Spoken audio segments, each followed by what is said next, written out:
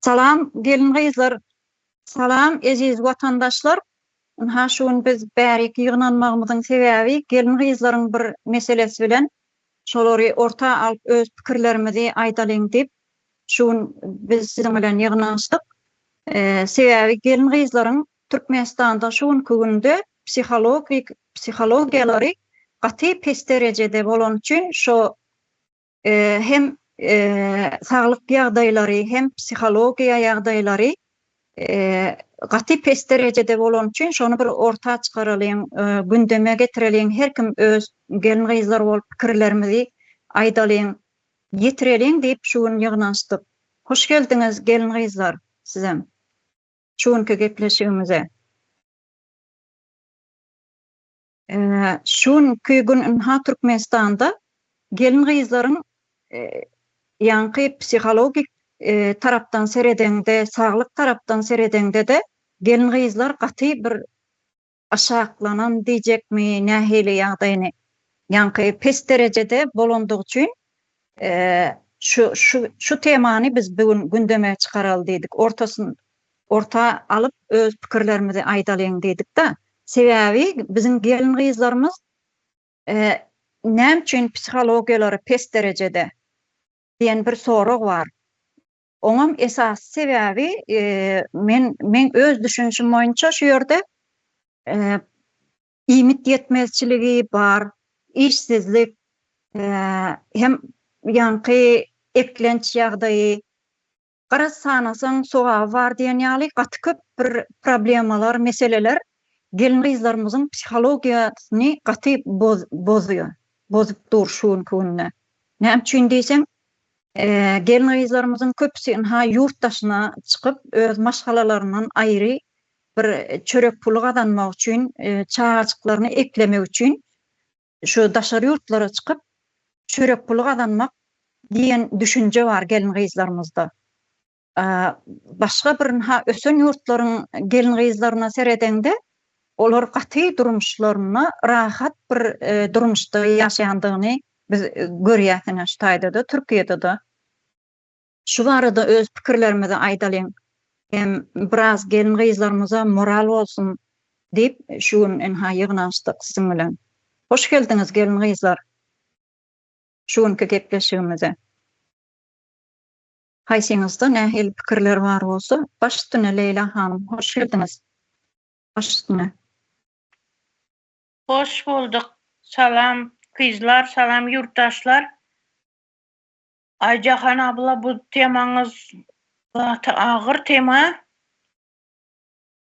Doğrudan bizen yurtumuzda şu ayal kızlarımız, yaş kızlarımız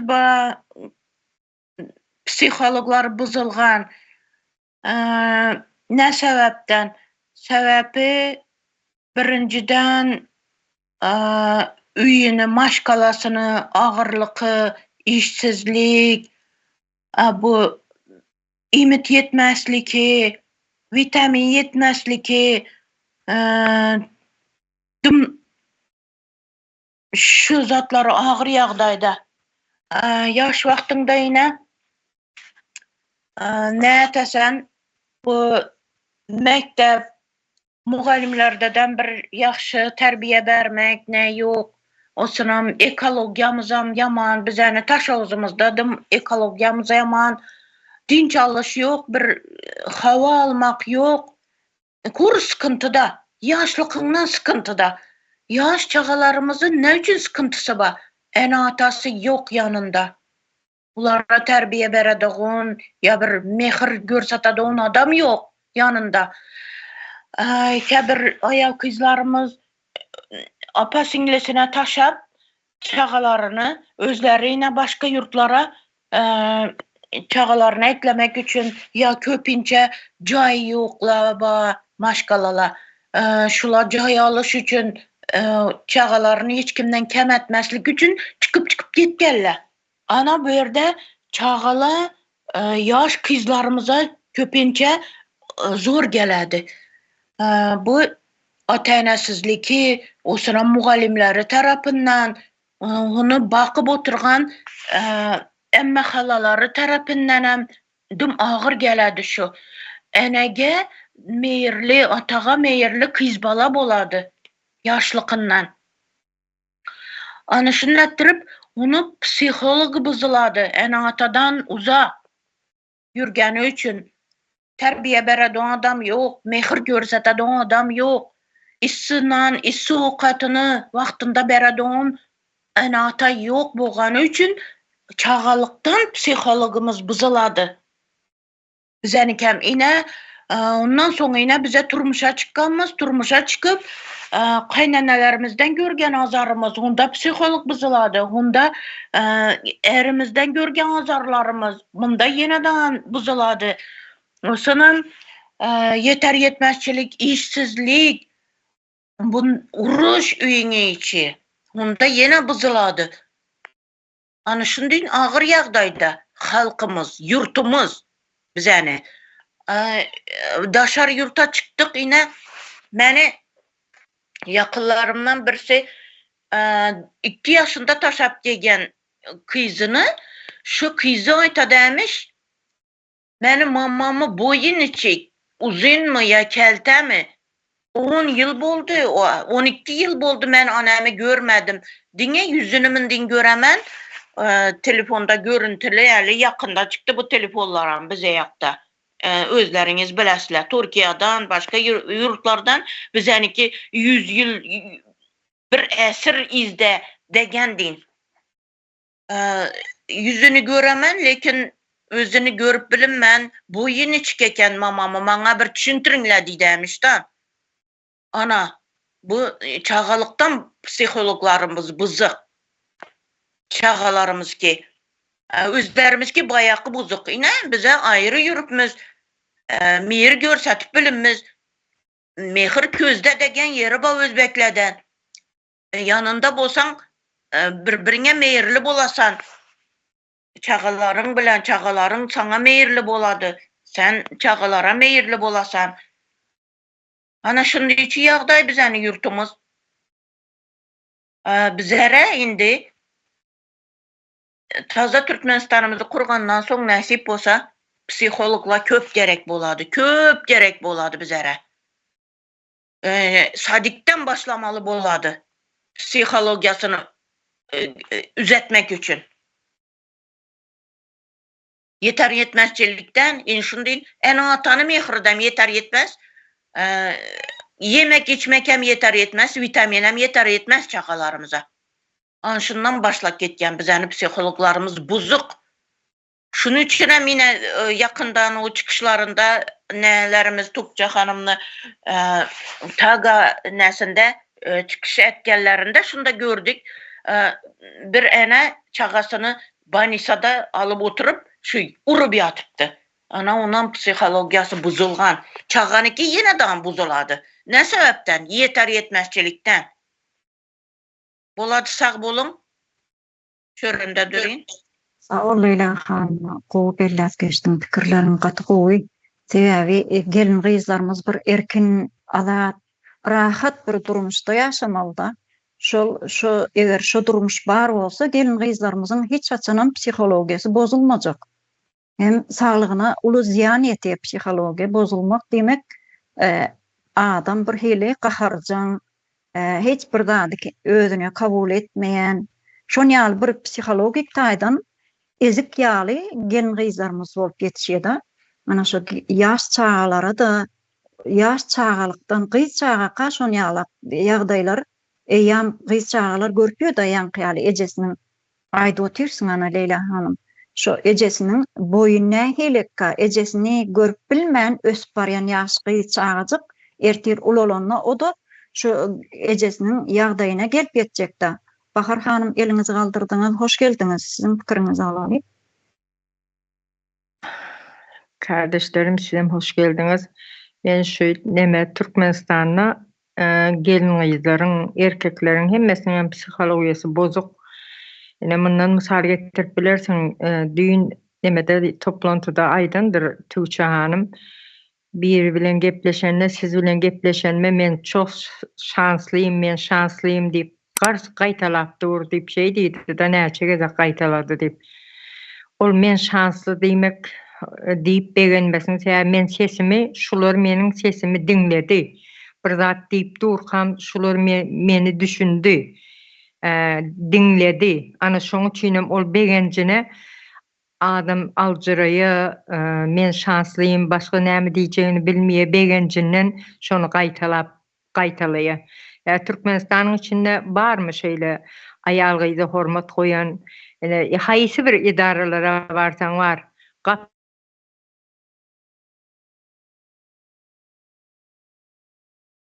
İnternete gittim ya ben gittim. Bahar Hanım internete gitti. Yine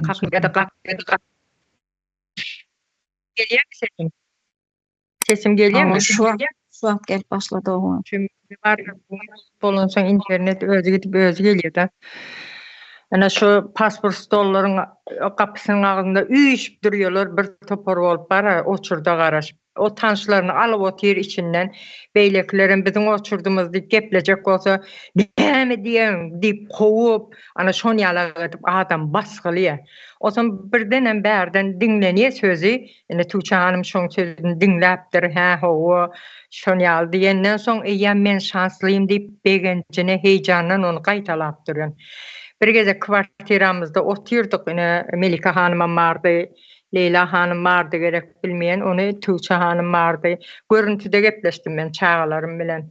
O zaman oğlunlarım vardı, Umit vardı galiba. Oğlunlarım vardı da o zaman oğlum böyle mutfaktan çıktım da telefonda aylak görkezdim da biz köpçülük orbine oturuyoruz. Gen gördü Türkmenistan'ın kurucuları. Ol düşünüpdir. Men indi körsevot. Diňe orta mektep bilen galan. Yine şon ýaly nemeler var. Olar hemmesi bilimli, institutu gutoran, şon ýaly bilimliler. Bizi adam hasabynda görüp biz bilen bile otur bir saçanmasyna. Şonu men gyzym gen görüpdir da. Tuğçe Hanım'ın bir institutu gutoran, şon ýaly bir uly işde işläp soň Türkiýe giden, ana şon ýaly derejede görýän ekenler de. Ondan soň menden soraýar, "Ejedi olar siz bilen oturup nahar ýemmi näme?" Men aýtdym, "Bizim oturumuz mu bar?" diýdim. "Hawa hemmemizden bir adam bizim" diýip diýdim da.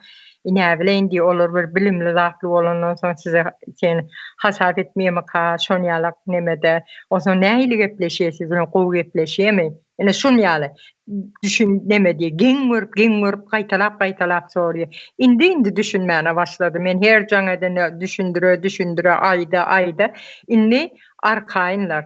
Başta aljyrýadylar şolaram nemese görüntüde men gepleşen wagtym olar görkezsemem telefon aýyr etjek saňa gep gelamasyn, saňa bir zat diýamasylar diýediler. Türkmenistanyň içinde diýip depelene bir nemediler millet biz.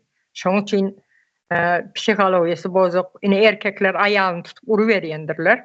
İçip gelip näme üçin içýän diýe keýpinden içmeýär, janynyň ýalgyjyna ýeter ýetmezçilik hemme zat bar. Şoň üçin hem içliçiye. Ondan soň gelibem aýalym bir zat diýe pul ýok ýene şoň bilen hem urmak bolýar. Düşündürmek bir derece ýok. Näme diýip düşündirjek? İş ýok diýsen, iş ýok. Ýöne tap iş, hojalyk ekle. Ana şolar ýalak näme bilen düşündirip bilmeýär, o zaman urmak bilen bolýar da.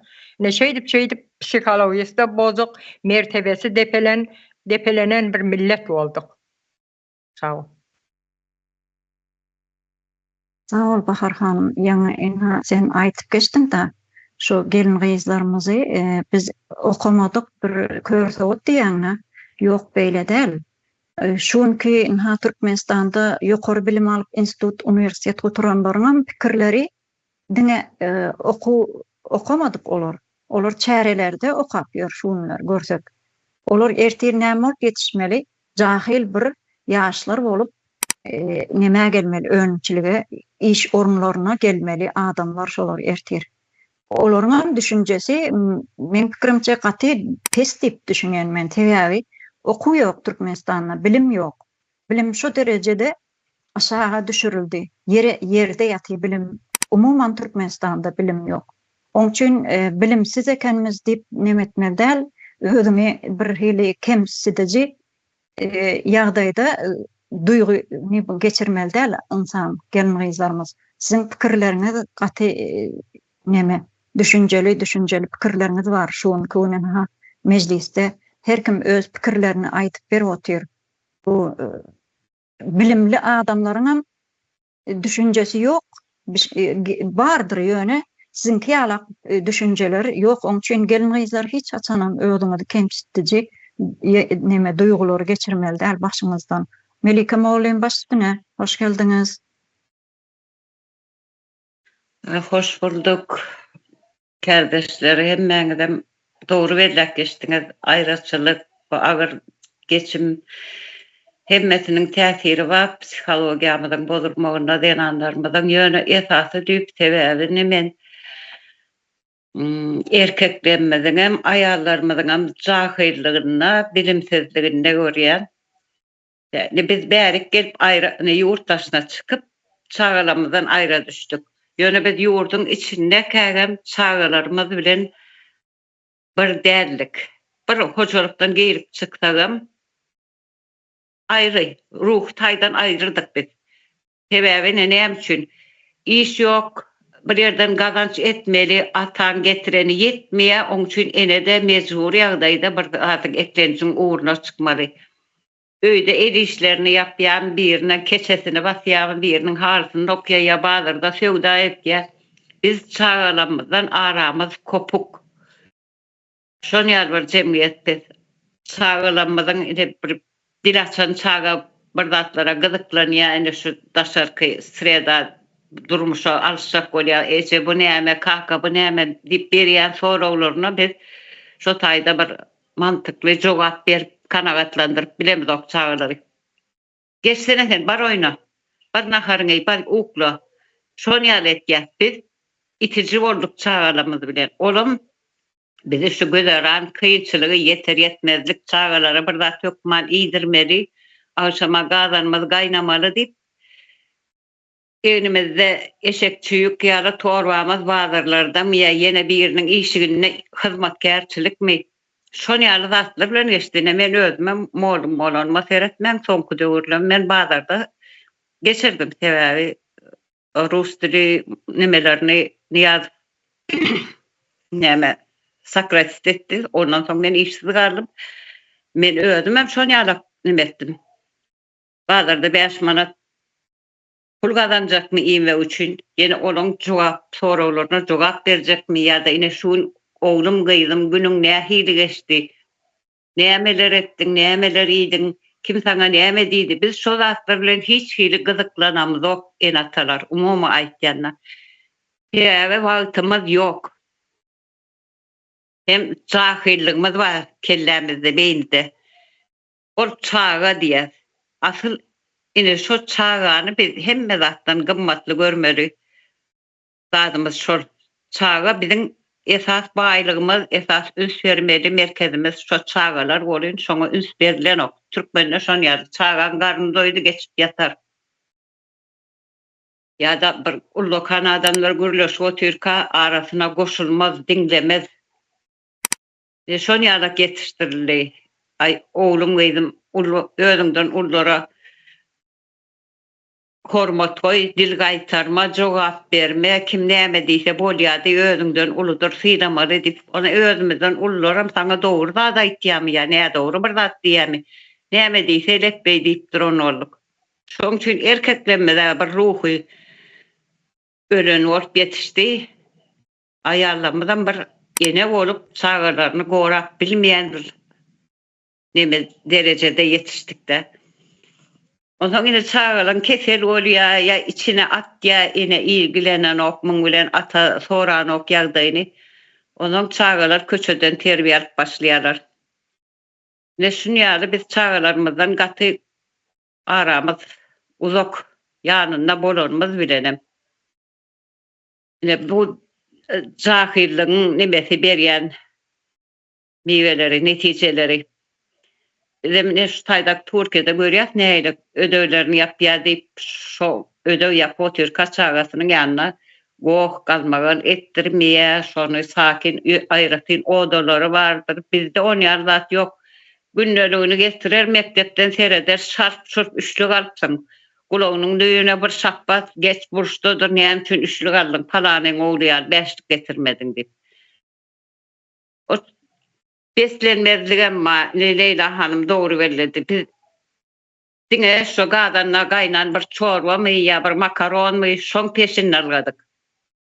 Çağılamız meyveyi meli altına ya bir ene özüne ayırmalı vaktini o zatları biz nemetmedik ya bir kurortlara gitmeli ya siyahata gitmeli din çalmalı dinlenmeli kafa dinlemeli üstayıp gelip öğrendik kafamız arası havası dinleniyem kadip ılgap yürüdük yine bu zatlarım ruhumuzun bölmesine getiriyor özümüze göğünümüz yetmeyen yetiştik ne üstayıp gelip de Türkmenistan kurucularının arasına koşulup birazcık bizim adam ekenikini sesimiz çıkarıp biliyaz. Fikirlenmede, düşüncelenmede paylaşıp biliyaz. Biz insan yerine koyulduk. Ne biliyaz biz? Bir adam hatarına girenliğimizi. Türkmenistan'ın içindekilerine aynı. Bir elitalar olmasa bizde yayın yapıyoruz. Türkmen ayarları, zenanları yoktur. Birinin könesi olsa da geyer, yamalı olsa da geyer. Ruhumuz çoğunluk bilenem ölüye, sen gıyız başkala önüne hor görülüye, kemsidiliye, gıyız sen, ilk bile erkekler doyurmalı. Şon yada kocalıklar men gördüm, ilk bile erkekler doymalı, ondan son kalsa ayarları imeri. Kalmasa çağırları hiç adam yok. Ya da oğlan bu erkek adam, o bir ullokan ve peygamber doğuran ya da onu erciret yerler, ayarları küçük düşürýärler. Ondan sen küçük düşürlerin yerinde ýa sen özüňi kemsitýän. Bir basamak kemsitdiňmi soň ana durmuşa çykýan gaýlenen saňa eýle bol, beýle bol, muny geýme, onu iýme, o taýp gitme, bu taýp diýme. Ana äriňe jogap berme. Şeýdip o taýda da ýene bir basamak aşak düşdiňmi, onsoň ruhun çürýär adamyň. İsleseň islemeseň. Reşeydip hor homsu görülüp börlen ziyananlar bet. Türkmenistan'ın içindäkem daşındäkem şu taýyp gelip beşul arkasına yer çalýanlar goly ýene barsa öňküje gündügi öňküje durdugy. Çoňçynyň biziň erkeklerimizden hökman okumaly bilgili bolmaly ziyananlarymyzdan. Bilgili bolsa her bir çykynsyz ýagdaýyň hötdesinden gelip bilerler. Bilmeseler ama da cahillikta eyle olmalı. Eğer bir zat ise dinlep, kulağını sallap oturmalı. Baran öyünden neyme ölün çıksın. El atalanmadan bir de sahip çıkan oklara. Hocalığında o kalmalı olsa men şuna arka durayın. Zat diyen neme düşünce yok. Son yarın düşünce bilen namus, ar, iyilgün neme diyer. Ne şu zatları bilen yetiştirilen zenanlar bize kıymet verilmedi. Zenanlar bize kadar kıymetimiz yok. Tabi ayarlay. Haçsızlığının aklı iska da bir sürü nakıllara uydurupturlar. Ayarlan kellesi işlemiyor mal bilenden. Şimdilik şular aydayın. Onu yine söyledim. Sağ olun Melike Moğol'un gowy pikirlere orta çıkardyňyz da aşaňyz berlediňiz. Gys çağaçyklar, şo siziň diýişiňiz ýaly. Gys çağaçyklar erkin ösüp bolmaly da. Sebäbi olaryň her bir ýaşynda almaly öz nemesi var. Bilim tarapdanam oýnamaly bolsa da ähli tarapdan almaly özüniň bir terbiyesi var da gys çağalar erkin bolmaly. Käbir maşgalalarda barmy ha? Gys çağaçyklar ösüp ýetişip gelýärmi? 5, 6, 7, 10 ýaşyna ýakynlaşdymy? Hökmany suratda uzun köýnek giy, saçyny beýle etme, ony ýaly et. Şeýdip gys çağaçyklarmydy? Ýanky gorkak ýaly edip ýetişdirýän bir maşgalalarymyzam bar da türkmenler. Ýok del, her hilisi var. Sebäbi gys çağaçyklara şonu ýalap neme bilen yüzlenmeli däl. Asla da gys çağalar esasen ähli çağalaryň birlikde erkin ösmeli, emma gys çağalar hasam bir erkin ösmeli diýen neme düşünjäni ortaga goýmaly da biz geljekde. Sebäbi şeýdip ýetişen çağaçyklar ertir näme iş geler elinden. Hiç ýyly iş gelip bilmedin ha. Başga ösen ýurtlara seredende gelin gyzlarymyz nirelerde oturlar? Ýokary parlamentlerde, ilmi bilim ilm ulgamlarynda diýenmi ähli sektorlarda gelin gyzlar ýokary wezipelerde. Sebäbi näme üçin Ýewropada gyz çağalar bolsun ähli insanlaryň bir nemesi bar. Hormaty, olary ösüp ulaltmaly, nähili bilim aldyrmaly diýen düşünje bar. Bizim Türkmende o düşünje ýok.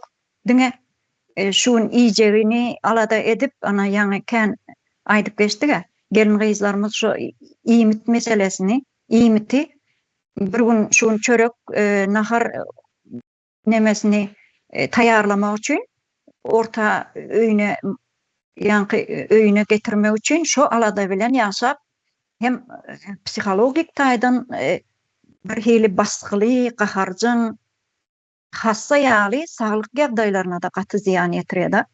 Şu ýagdaýlar bar bizim gelin gyzlarymyzda, bizim Türkmenistanymyzda häzir dowam edip dur. Leyla hanım ýa-da Melike oğlum elinizi galdyrypsyňyz baş üstüne. Melike abla çürme. Neme? Yine biz cahil bolmasak, şu häzir Türkmenistanda okuyan talip gyzlarymyz, ýigitlerimiz bar. Şolar şu cahil bolan üçin şu taýda Türkmenistanda okuýar. Ýogsa şu taýda bilim berilmeýändigini göz ýetirerdiler, ýurtdaşlaryna çykardylar. Hani nerede o bilim alyp bolýar diýip. Cahilliginden ruhnamany okap barýarlar. Berýärler epeslice de nimäni rüşweti, parany, onsoň şolardan sen ine şol okuw bitirenlerden näme beklejek? Menem şol okuwlarda okan adam men. Özümden mysal alýarna. Ine ýurtdaşyna çykyp okap berenlerine ýem bilgisi, dünýä garaýşy, düşünjesi bambaşka aýdyndyr. Şunu aýdaýyn edim. Sağ olun Melike oğlum. Baş üstüne Leyla hanım sizin goşup bilersiňiz. Bize yaşlykymyzdan meýer görmedik. Şu ýeter ýetmezçilik sebäpli. Rus döwründe dem ýaňy ýeter ýetmez bolup ösdik. Biroýlaryny köne köşkeri bilen ösdik. Meýer görmedik. Bir ýaxşy gün görmedik. Gezmeke çıkmadık hiç yerlere. Gezmekni bilmedik. Bize yine Türkiye'ye geldik. Nahak sözlere kaldık. Nahak tömetlere kaldık. Bizeni yurtumuzdan meyir vermediler bizlere. Bizlere sesimizi dinlemediler. Ayal kızlarının seslerini. Bizeni bir kanun oturup algan Berdi Muhammedovlar. Ağulardan bize bir yaxşı ne görmedik. Gün görmedik. Bir yaxşı gün görmedik de yurtumuzda da. Bu mehir degen zat boladı adamda, mehir. Biröwe mehir koymalı da. Anşunda sen bir psihologun bızılmıydı. Bu yurttaşına çıktık. Onda bir yerde yine bir kempir bakasan ya bir iş etesen bulanı bilemiz. Bilesler emmeniz stol kürsüde oturgızıp koymaydılar bula. Gelip bize bir ulu vazifede oturmadık. Yurtumuzda oturman. Bilim almagan adam başka yurta barıp ne edip oturamı? Stol kürsüde oturamı? Ana bir dedem bularam yağı sokalap bizeni başka yurtna adamı dep millet seylep yine şimdi yerden gelip oturupsla size dedi bana aytadan patronum size dedi Türkmenistan'da baylıkta 4. yerde duraslayken ana aytıp durupdylar öz başbakanınız aytdı dedi yine ne üçün mindettirip size yürüpsizler gazlarınız mut bolsa yenen bir zatınız mut bolsa dedi inşindettirip seni psikologun buzadı bula berdegilerem yurtumuzda bolsa onun içi zat mı? Kanı ne zat mut? Mut bolsa da yağı mut degen indi bulanı 2000 lira 2000 manat ödemekin onlara 1000 manat ödep oturganını bulan mut dep hasap etedi. Ne üçün dese bularda pul var. Bu yurtta pul var. İşleseler pul gelip duruptu. Memur işgarları, ullu işgarlarda 100 binlerce aylık aladılar. Bizeni yurtumuzda memur işgarlarımız, ullu işgarlarımız, ayal kızlarımız, vraçlarımız 10 bin manat aylık alıp bilmeydiler. 10 bin. Bu 100 binle bekta dursun. Ana şundatır bizeni yere uğradılar. Yurtumuzdadan bizeni yere uğrarlar. Ana ondadan bir psikologumuz bozuldu. Cilli bulmaka az kaldık bize yurtumuzda. Meyir görmedik, bağalarımıza meyir görmedi. Yine Kitay'da başka yurtlarda bir çağa vaxtından, sadikdə vaxtında görgənslədi, tərbiyəli də ikənlər. Bu sadikdə yanğı nə? Həmmə hünərini ürgətədilər. Naxar atarmaq, tikin tikmək, bağalara ustaçılıq, hər xili zatını ürgətədə ikənlər. Ana ördə bir-birsinə meyirli bolmaq, kəmsitməslik adamını şünnətdir nəyət edəkəllər, tərbiyəli edəkəllər, yaşlıqından. Bizə də bolsa, sadikdə tərbiyəni görmeydilər, mehirini görmeydilər, tötyalarından, bakıcılarından. Nişətib, anu bayraq bolsa, ana atası bayraq bolsa, onu bütdə hürmət etədilər. Ne üçün desə, padarkək gəlib turupdu, mənə yenən bir zatek gəlib turupdu da, bunu yaxşı qarıydılar. Bağalarına yaxşı nə etədilər, meyir bərədilər. Olsun, bu bizə din qariblarını, çağaları sadikə barsa, onu otura ini bir də, ini bir öt, ini bir də dur, ini bir də yat, ini bunu ye, dəb, anışın dəb soqalab gəpliydilər. Doğru mu?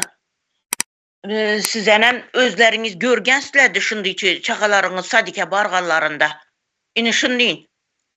Ona olsun, bir de çağalanan psikologiyası çağalıktan buzuladı. Yemek içmekinen bir doğru düzgün vermeydiler. Misal için 10 kilo et salınmalı, 150 balağa dese yemekine şuna 1 kilo et saladılar.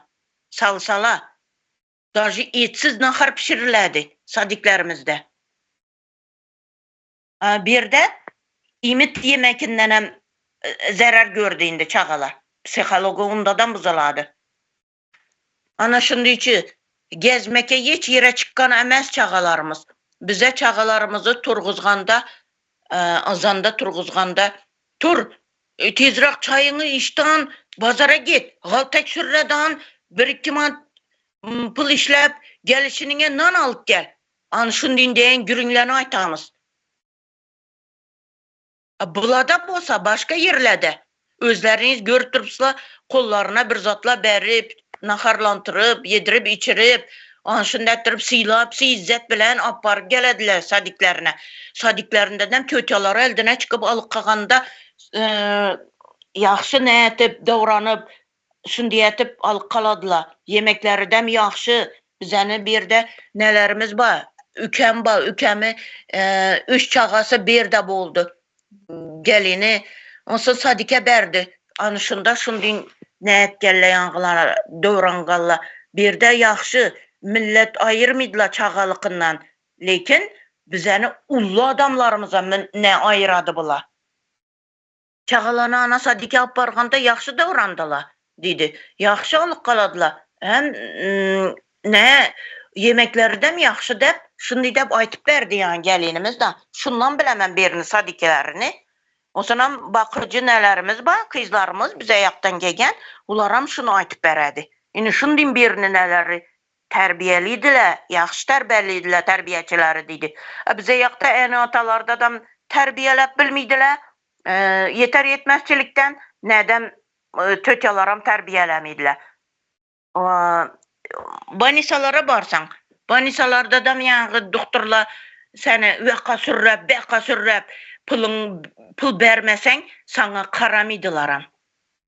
Ana psikologiyası bozuk ayal kızlarımızı, erkeklerimiz aytıp oturmayıq.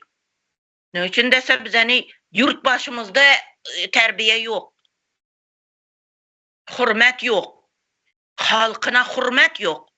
Halkını bir hürmet etseydi bu eşekle. Şunda halkı bunu hürmet etişi gerekedi. Mene hürmet etim ben bu adamını. Ne için dese hürmet görmedim bu eşekten. Berdi Muhammedovlarını nesinden, tuhumundan deseken boladı. Yegerleri, kızlarımızı, yaş kızlarımızı bozup erip durupdular. Öldürüp zıngıp durupdular aynadan. Buna hiç kim sorap bilmeyin durupdu bundan, bulardan. Aytsak gep köp. Derdimiz köp. Hemme zərərini enele görədi. Ayal kızla görədi. Kıyınçılıqını. Boladı sağ olun. Sağ ol Leyla hanım. Gowy pikirleriň üçin doğru bellap geçdiň şu türkler diýe diýen bay bir ýurdun nemeleri yurttaşlary, insanlary bu ýerlerde bakyjylyk edip ýa biriniň öý işlerini edip biz bir çörek pulu gazanyp ýörse, biz sebäbi öz topraklarymyza, ýurdumyza eýe çykmansaň şolaryň bize hakaretli bir sözleri aýtyp başladylardan Şu bizim ýurdumyzda bir çüýrük bir sistemanyň bardygy. Bay bolanyň näme peýdasy bar bize? Çüýrük bir sistema häli häzir dowam etip dursa, şoň üçin biz ýalňyş bir ýerlerde gezip ýörüs, wagtymyzy ýalňyş bir işlere sarp etip gezip ýörse, şoň üçin bize bularyň aýtmasy yerlikli kadip düşünýän biz topraklarymyza, ýurdumyza eýe çykmaly. Şu näçe tiz ele alyp ýurdumyza eýe çykyp bilsek, şonça biz bu jebir sütemlerden hem azat boljak, hemme bir kıyınçılıklardan hem ayal gyzlarymyzdan, gelin gyzlarymyzdan, gyz çağaçyklarymyzdan bütün türkmen watandaşlaryna bir azatlyga çykaryp biljekler biz.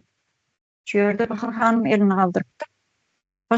Durun bir minut aýtyp berin. Biz ayal kızlarımız sürünüp yine şöllere gelip işlebirmiz. İşlegen yerimizden hem hürmet görmeyin. Biz 4. yerde durupsılar baylıkta. Yurtumuzda işlenler. Bir de ne oldu? Hep biz sokalıydılar. Bu düşünmeydi biz neçik yağdayımıza. Yurtumuza barsak yurtumuzda çörek yok yemekimize. Hazır gahar gazaplı bize yurtumuzu kazanmalımız, yurtumuzu almalımız haramzadaların kolundan. Ayal kızlarımız şuna ne etmeli? Tezlik bilen. Tırıkmalımız şu yurtumuzu almak için. Ola sağ olun. Günaydın dedim. Sağ olun. Başüstüne Bahar hanım. Leyla hanım sen iş öýüňde şeýleden işdeden bular ýaly howlugyňda howluk many arkaýyn nemediňi söhbetiňi gepleşiňi et howlukma. Mene ýanymda dürtgüläp duran barda. Neme şu başlyklarymyň ogly gelýär-de.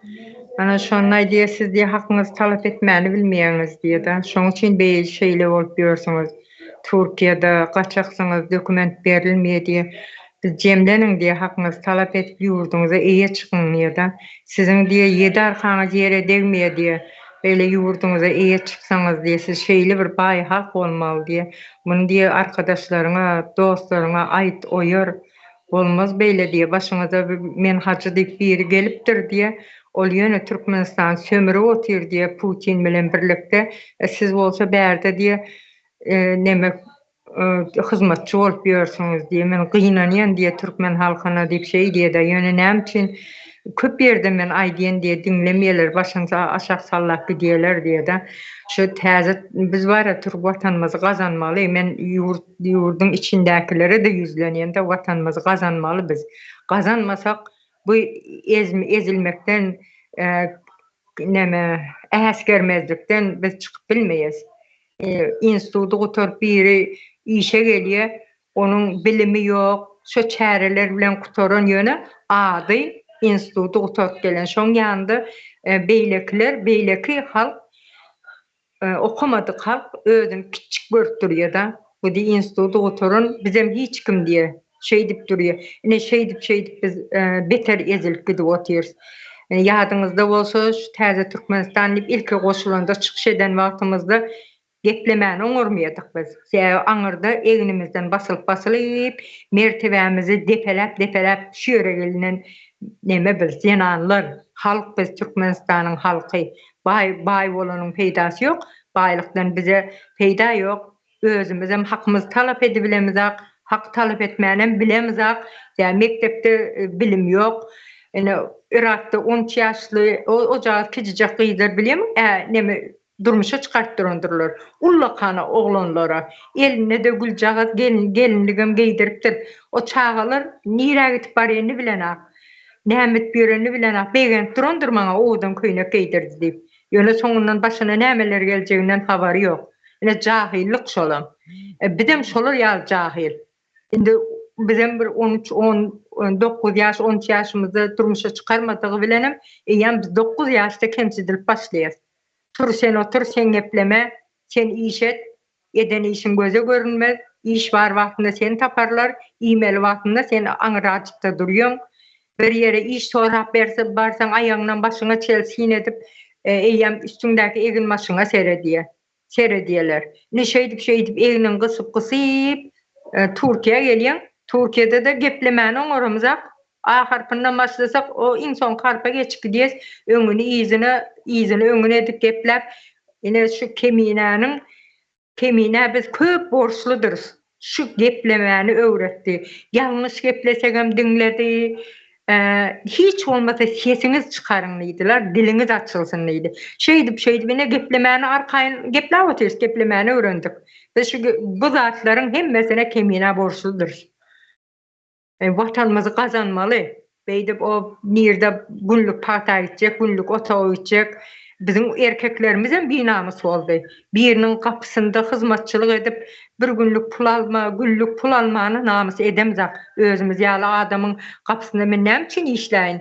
Men baý bir döwletde neme diýen ýaşaýan. Han bize iş yer, han bizim zawut fabrik diýip ayaklanmaýarlar. Erkeklerim bilmeýär, şonu bilen aklar. Rusya zamanından, Sovyet zamanından beri biz şehit geliyse bilemiz akşodatlı. Bizim hakkımız var eken o Türkmenistan'na. Bu bizim yurdumuz mu? Yok. Vatan diyenine Berdi Muhammedovlar vatanmış. Hem zat şonu elindeki zat deyip düşünüyorduk. Düşünüyorlar, hazırım düşünüyorlar. O 4 tane bina nemese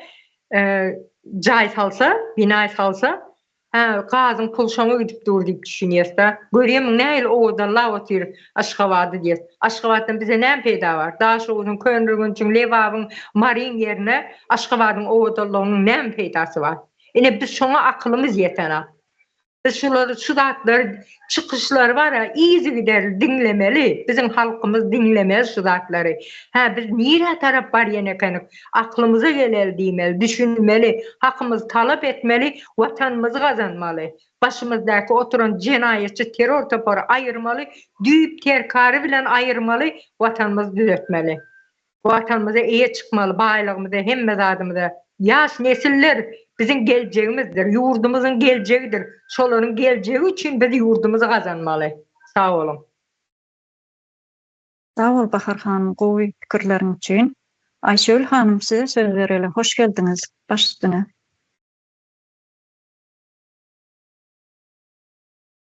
Hoş buldum. Salam hanımlar. Sağ olun söz berenňize. Menem diller dinläp otin öz pikirimi aýtaýyn diýdim. Leyla hanım aýtýaly.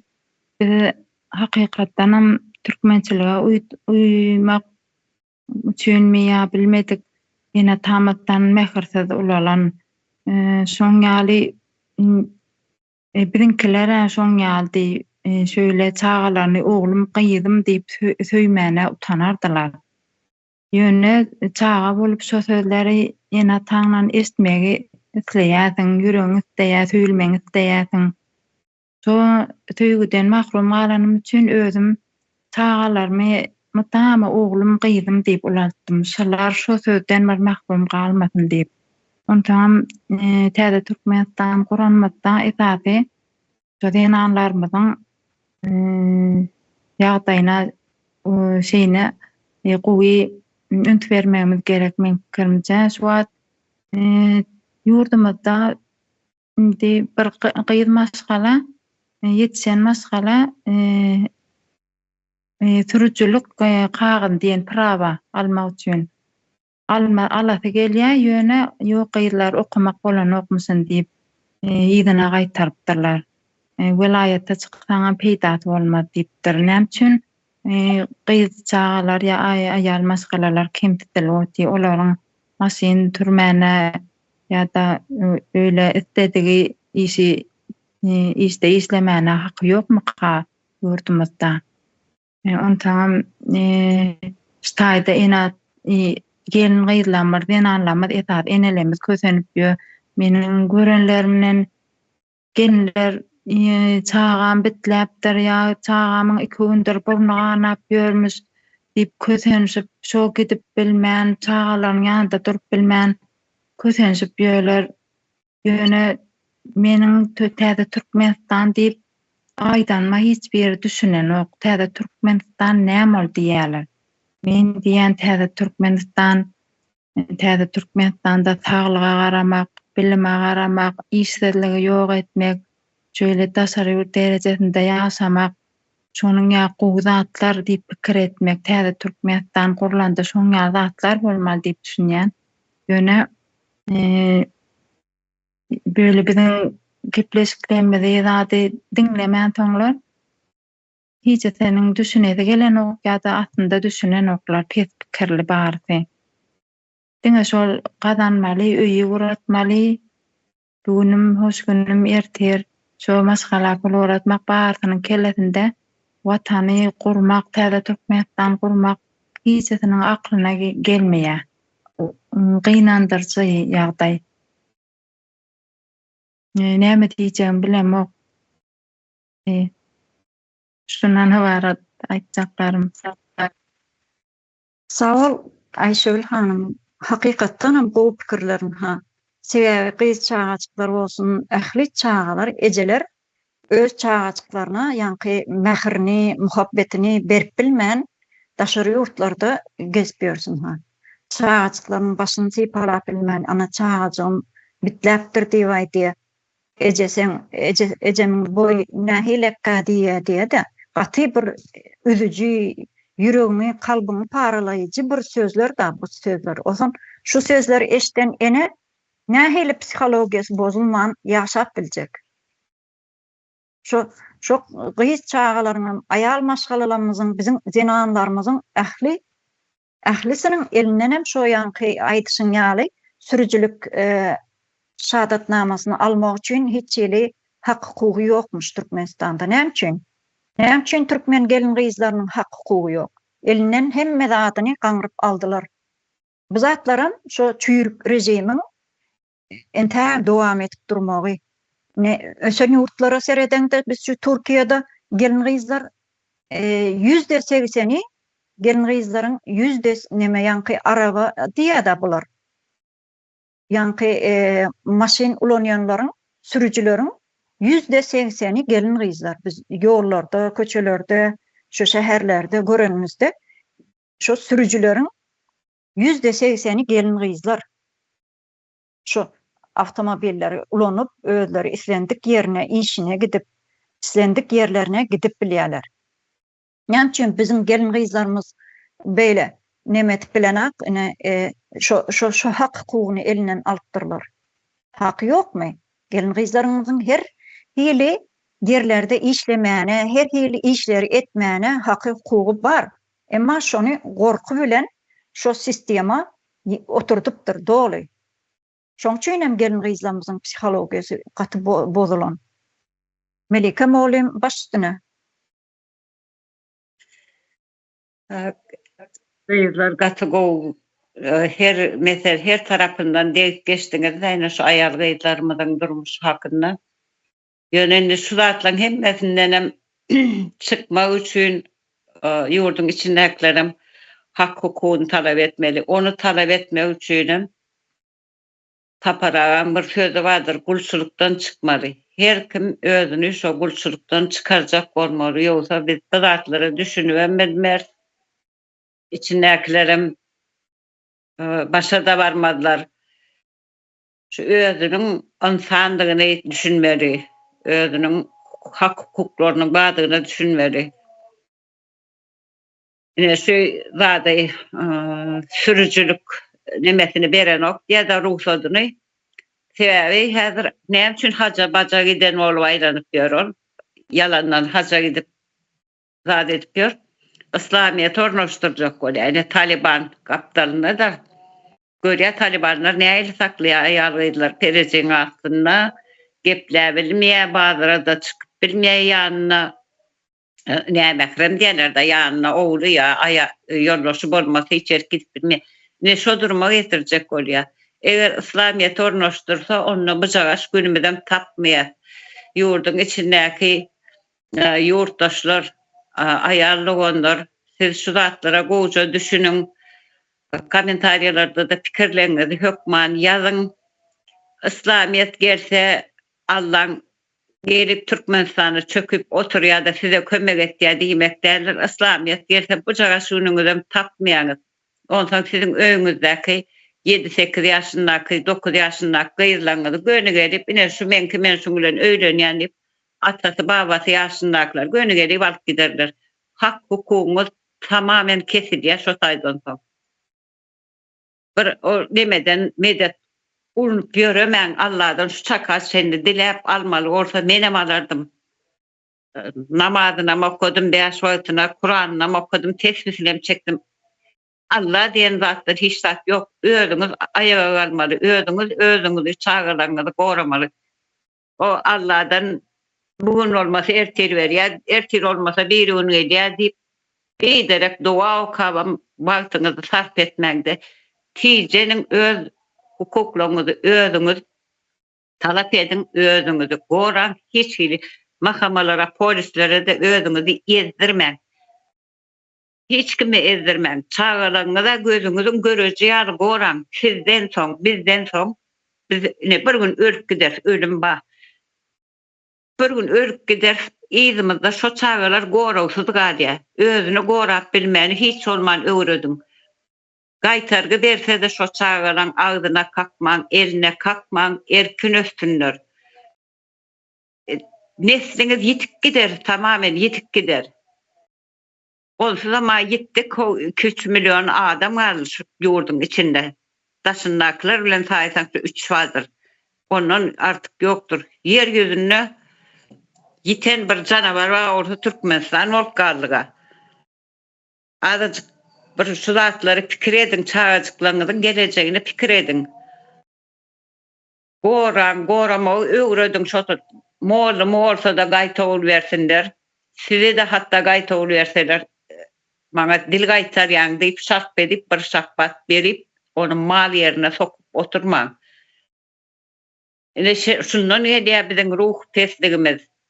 O zaman hem medadı içimiz atıyaz gaynı meydiydi, erim ordu, komşum beydiydi, o kemsitti, bu böyle askermedi deyip ondan özümüzü bir o ağırla gavalan koyun derecesine düşür otuyoruz özümüz. Bizim adam yani yaşaman hak etiyaz. Ayırmalı şu çürük sistemini baştan yok edip yine tezde Türkmenistan'ın manisi maksadı. Yurt halkın toprak halka paylanıp verilmeli. Biz toprak eyyesi, topraklar reforma geçirilse biz hakiki yurdun eyyesi oluyor. Biz hazır hiç zat çotaydı. Yurdu sömürüp otururlar, onlar yağıyıp yüpök giyiyor. Biz 2 tane elitan videosunu izlep, sonra emrenip bizim şuraya yardat giysek de bizim şuraya yardat durmuşda yaşasak da deyip arzu edip geçmediler. Olar sizin gözünüzün ağına iyi oturan adamlar. Olar devletim der, hükümetim der. Neyemesinden korkuyanız? Korkma. Eneler, çağalarınız için şu hak hukukunuzu talep edin. Hiç kimden korkmayın. Gelen polis, mahkama ya şunu yar çıkış ettiler deyip çağırıyorlar, baskı yapıyorlar çağıramıza. Birine de pitua etmek. Gepleşecek olsa şol adam gönümen bize çıksın. Hiç kimden korkma. Yeter şu çakasını ezdirip geldik. Sovet Soyuzu onottu deyip. Sovet Soyuzu bizim üstümüze o Ruslar oturdu. Can o deme gangası bilen eşek yağlı biri işledim. Rızkımdan olur aldı. Şimdi şolar elini çeken yağlak oldu güya sayılı dargadı. Üstümüzde oturmasa da şu Ruslar şolan bükön biri henidem devam etti. Büküp birimiz bilen gezip diyor. Şimdi birazcık dikelmeyin gözümü de açmanın vakti geldi. Ayaz babadan medettiler. Yok Allah'tan medettiler. Oturmam o özümü de bolluğundan beter cahilleştir. Oturmadı. Bunların hani Oğuz vaktimiz, Oğuz zamanlarımızda ata babalarımızda bir yatlarını şolar ne hilek olupdur. Biz bu Arap İslamiyetinden çıkmalı. Hatta Türkmenlikten çıkmalı. Yani biz Oğuzluğumuza dönmeli. Unutmayın biz Oğuz. Oğuzam her vaktim özünü koruyan millettir, düşmana gayet olan vermeye başarıptır. Çağısının, ağrını, namusunu, mertebesini, ahlakını emmezadını korup biliptir. Yöne şu sanalan dağıtlardan her Türkmenin eline bağ mı? Yok. Hiçbir zadımız yok. Özümüzde gönlümüz yetenler, borlayanlar vardır. Ha, önemen goğu yaşayan kulağa şükürdü. Yöne bizim mertebemiz yere serilen, bizim çağalarımız eğer mekteplerde doğrulak bilen olsa ekidip her kim, atası bavat yaşındaklar aşağını alıbilen olsa men şu sözleri aydasın veren ok canım yani. Bizim 12-13 yaşındaki çağalarımızda biz şunu gatırak bağrımıza kısıp oğuşak bilemiz ok.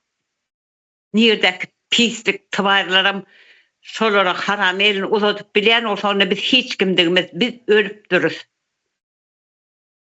Biz ölüp dururuz. İçinizde canınıza olsa çağalarınıza bir iyiye çıkın. Erkek oğlancıkları çenli zorlak görülür. Bizim geleceğimiz olur. Onu doğurman. Doğurman. İyiye çıkıp korap bilmeyen olsanız doğurman. Doğurdunuz mu madem sizin borcunuz. Enelik, atalık borcunuz. Her edin şu çağırlar. Soran, iyiden. Ya da mektebe de uğratman. İnternetlerde verip dur hemme sapakları. Şu taydan okap öğreteceğiz. Kör soğuk varsa telde Türkmenistan gurulundan sonra gaytadan kurslar açılır, mekteplere gider okarlar. Biz biri zorlasın çağımızı, törümüzdeki gelinimize, oğlumuza Türk uğradan ekleniş düşüne gelinimize gelip zayalasın, bassın deyip yetiştiriyatın çağılamızı. Biz hani Türkmenin ağır namusu, sizin ağır namus damarlarınızı kesip alan nelerlere aterat edip bir sinirinizi korup bilyensiniz de. İşte o tür sağacıkların ne dereceği ne ine bizim oğuran bizim hazır ruhumuz pes diyette ruh taydan yönü bu zorlanan sağacıkların nebesini görün.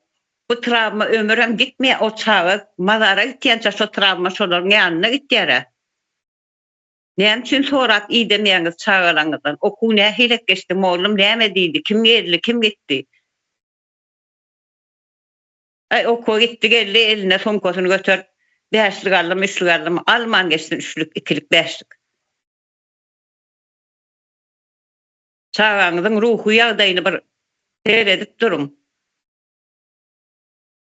Koran avr. O sizin çağınıza.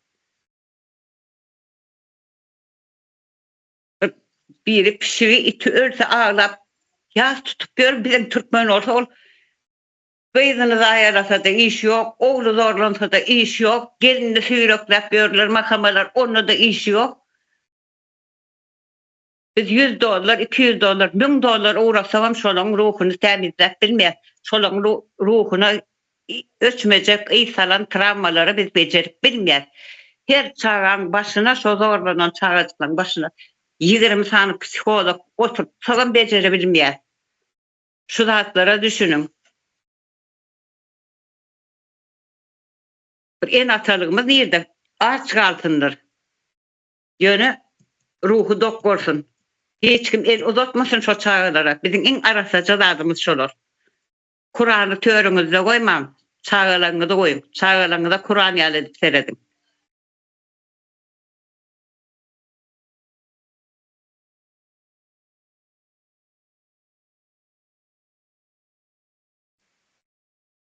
Melika Molim sağ olun. Hakiki bu pikirleri aşağı çizip bellediniz da Allah Teala inanmak demek näme demek? Yani Allah Teala inansan inanıp oturuvermeli.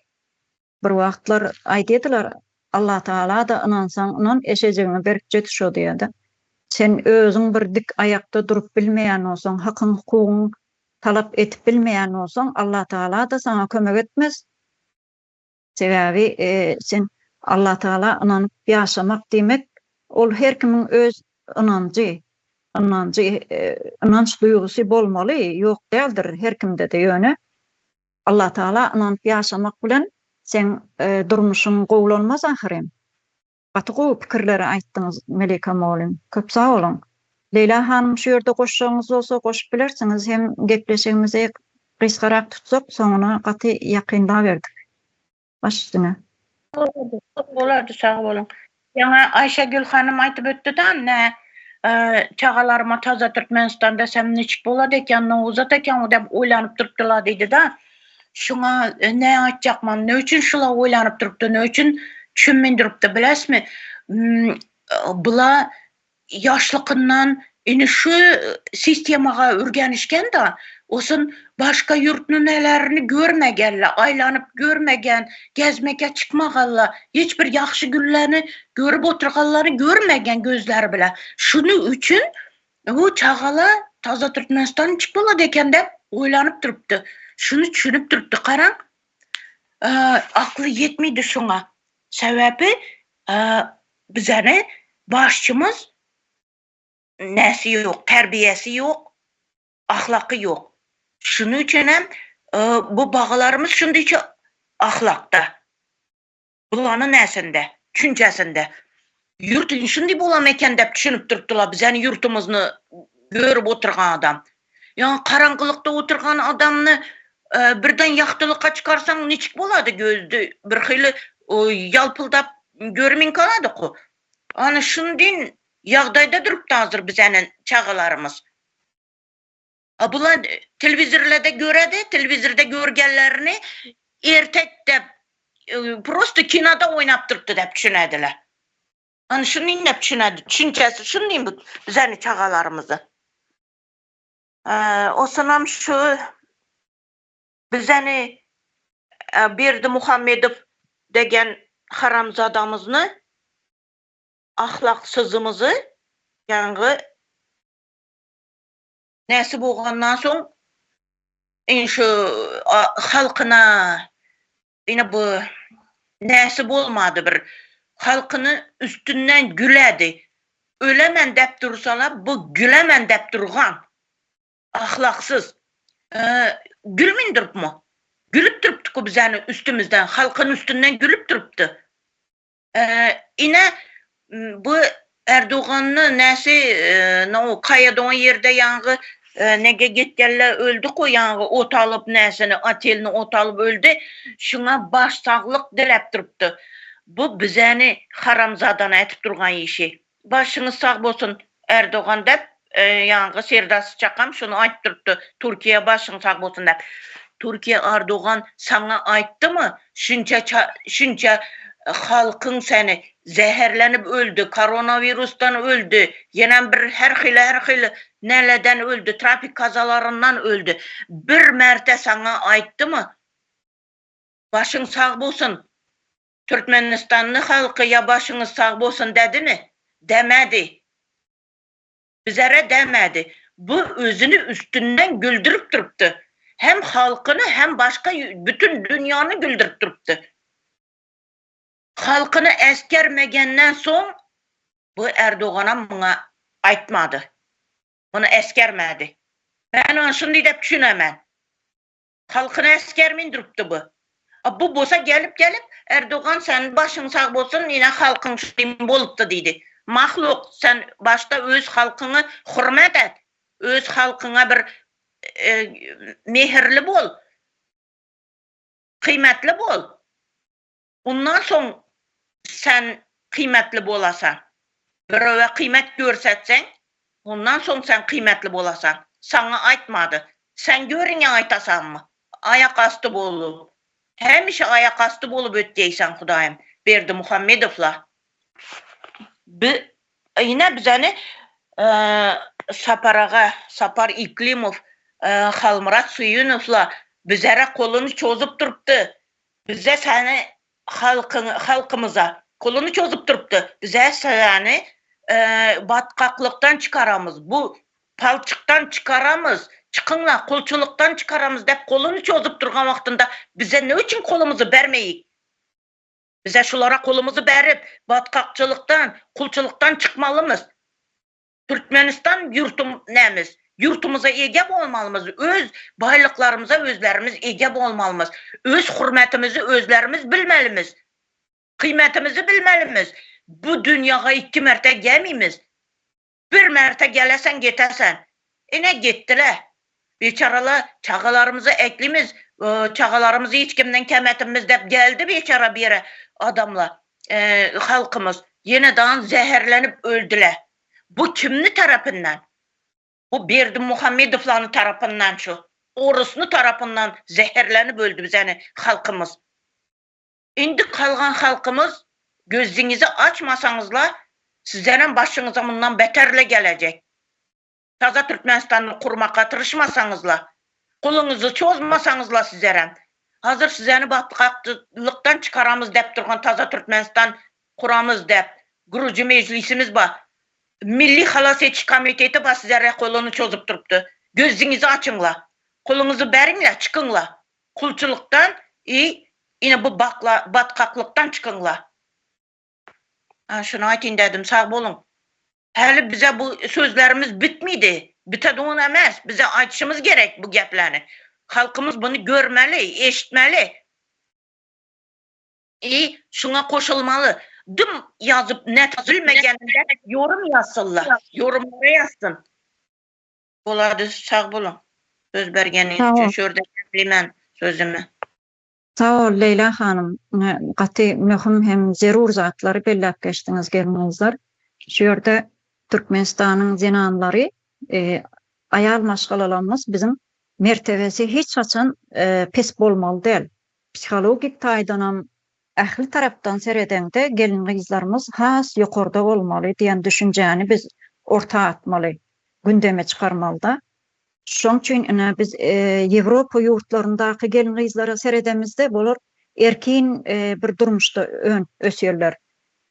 Ýani araba kullanmaly, avtomobil kullanmaly, sürüjülükmi, başga işlerde, başga bir ilmi işlerde bolsun, siyasi işlerde bolsun, has ýokarda bolmaly diýen düşünjeni biz ortaga getirmeli da. Ýani ýalyk hakyny, hukugyny elinden aljaklary biz olara karşı durmaly. Gelecekde bizim şu taga guramasy, Gurucu Meclisi'nin düzümünde döredilen taga guramasy gelin kızlarımızın maňlaýyndan güneş bolup doğjagyna biz gaty ynanmamız var. Sebäbi uly işler alyp baryp özüniň maksatnamasy var. Bu da gelin kızlarımızı şu ahli taraplaryň ýokary bir derejelere çıkarar diýen bizde gaty uly ynam var. Bu Umida hanımyňam uly işler alyp barýandygyny biz şu ýerden bellep geçeli. Sebäbi biz gelin kızlarymyz şon ýaly ýokary derejelere çıkarmaly diýen şol taga guramasynyň geljekki maksatnamalaryna düzülen uly işler edilmeli entek öňümizde. Biz entek bu gepleşigiň dowamyny ýetirip durar. Siziň bilen gaty köp zatlary paýlaşmasyz eziz watandaşlar, gelin kızlar. Şuň köpünden ha siziň bilen bir adajygam bolsa siziň ruhuňyza, kalbyňyza bir gowy kirleri ýetirip bilen bolsak, biz gaty begeniyet ýene de geljekki gepleşiklerimizde duşýan çaq siziň bilen hoşlaşalım. Başga aýtjagymyz, goşjak, aýyrjak pikirlerimiz ýok bolsa, ýene de dowam eder. Hormatly mehriban gelin kızlar bu gepleşigimizi. Gaty gelip gymmatly wagtyňyzy aýryp gelip şu ýere beren gyzykly gurrunlaryňyzy, pikirleriňizi üçin size uly minnetdarlyk bildirýäs. Sağ olun. Geljekki gepleşiklerimizde görüşýänçä. Başdyna. Öçürmeýär bir minut. Bizani ne haberlerimiz var. Şulara yüz tutsunlar, şulara bir ne yazsınlar. Ne o haberlerimiz Halkın Sesi kanaly. Owa. Yüz tutsulla halkımız şundan bir aytıp ötün. Hayır Owa. sizden. Şu Sorum halk yazsın. sen owa dogry bellek geçtin Leyla hanım. Ne şu Halkın Sesi media kanalımız var, Taga kanalımız var, Zenanlar, Mert Zenanlar kanalı var. Başga da gaty köp kanallarımız var. Şolar bilen ara gatnaşykda bolup, şolara öz pikirlerinizi ýetirip, gynançly bir taraplaryňyzy, zerur bir bolan nemelerinizi, ýagdaýlaryňyzy ýetirip durmaňyzy şu ýerden ýene-de biz şu Leyla hanım aýtýaly, belleşýäli. Şu ýerden size ýüzlenmek bilen sizden garaşy şonýaly pikirleriňize, gowy pikirleriňize, biziň hem şu pikirlerimize goşulmaňyzy, şu çykyşlarymyzyň aşagyna yorum hökmünde de ýazyp bilersiňiz. Gelip öz pikirleriňizi hem aýtyp bilersiňiz, goşulyp bilersiňiz. Bizim bilen galmaňyzy sizden gaty isleýäs, hormatly gelin gyzlar. Hoş sag bolun. Geljekki gepleşiklerimizde görüşýänçä.